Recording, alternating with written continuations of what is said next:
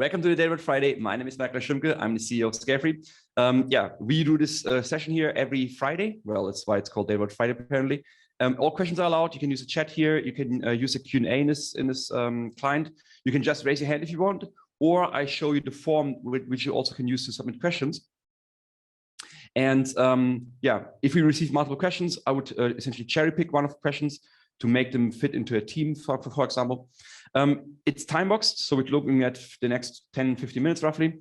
And if there will be no questions at all, I'm going to talk about the cluster. I'm making a little bit progress, but I'm really busy at the moment. So today, I'm going to talk about one of my favorite topics again. So we have this, this team essentially for a while already about managed services BI.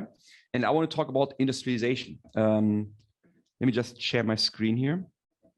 1 second.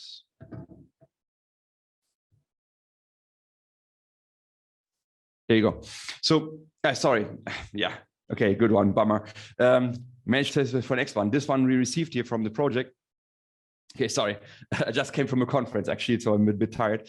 This one is actually about sharding in Data Vault. So that was the question for the day. Next week we talk about industrialization in managed services BI. Sorry about that. So this question stems from a project, how sharding works in Data Vault 2.0. That's the idea.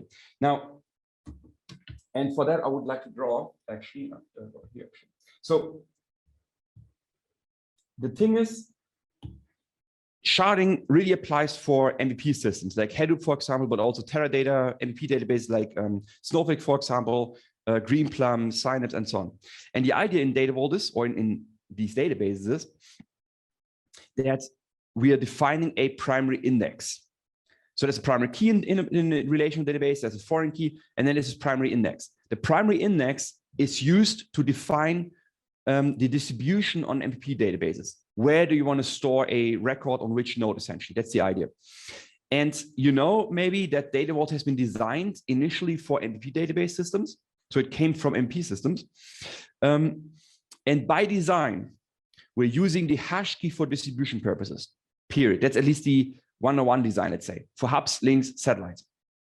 That will lead to the fact when you distribute by the hash key, it leads to the fact that when you look at the records on the cluster, it leads to the fact that some records, let's say you got 2 nodes. Let's say you got a hash key for customer A would be hash key 1, 2, and for customer B would be 3, 4. If you use, let's say, the first character of the hash key for distribution purposes, and let's say the distribution then leads to the fact that everything that starts with a 1 ends up on the node 1. So you got customer A here, and everything that starts with a 3 ends up on this node here. That's the distribution. So it's evenly distributed. Nice. And that's essentially the usage of the hash key for the hubs, but same for links essentially. We also use the hash key for distributing deltas of a satellite into the nodes, because that has an interesting side effect now.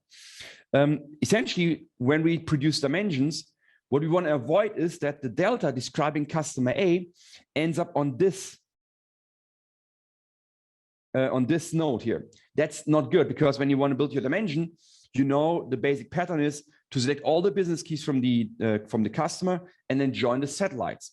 Now you have to perform a cross join across nodes, and that's what I want to avoid, because those they go via network and it's super slow. So what I'm doing is, instead of using, for example, a primary key as a primary index, if you use the hash key as your primary index, what happens is, well, all the deltas describing A share the same hash key, which means they will end up on the same node. That's the, let's call it A delta. So you got the delta for A on the same node as the business key, and that's great. Same applies to B. All the deltas for B will be on the same node.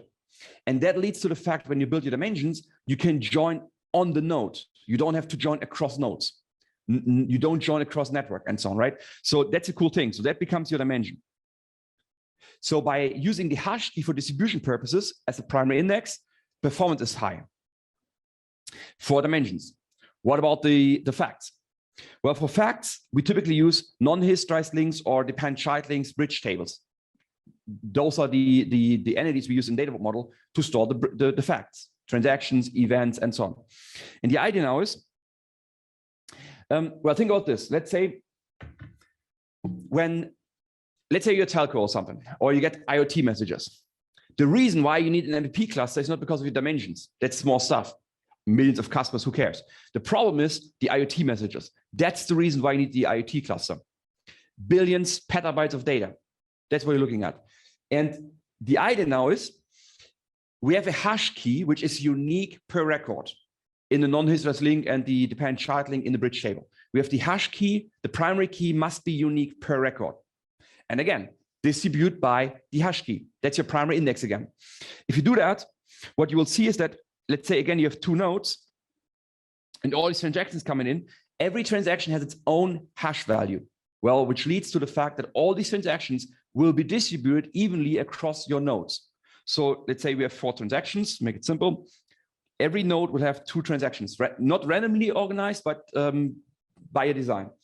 Again, hash keys distribute all the bridges, all the non-historized links, all the dependent child links. And that's essentially distributing all your facts.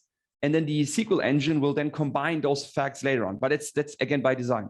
Think about this. If you want to, let's say, there's some disadvantage here. If you need to group by something, then you have to do the join across nodes. That's what it is. That's what you can't completely avoid that. But this one here distributes the workload across these nodes as well, nicely, evenly. That's the advantage of this design. So by design, it's not a coincidence, right? Because when Dan developed Data Vault, he essentially, it was built for MPP clusters, and he canceled or removed all these entities which didn't perform well, for example, on high volumes of data on these MPP clusters.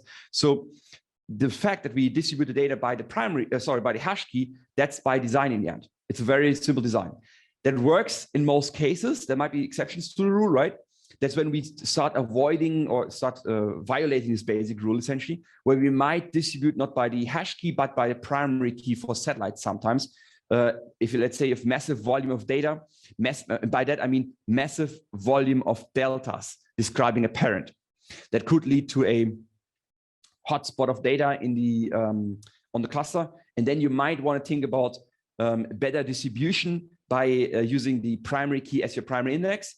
But then the disadvantage is that all these deltas spread across the cluster, and that's a problem. You might want to go for it, right? So it depends. You want to go for that design in non-historized satellites, those satellites attached to these non-historized links, but they only have the hash key again in the primary key.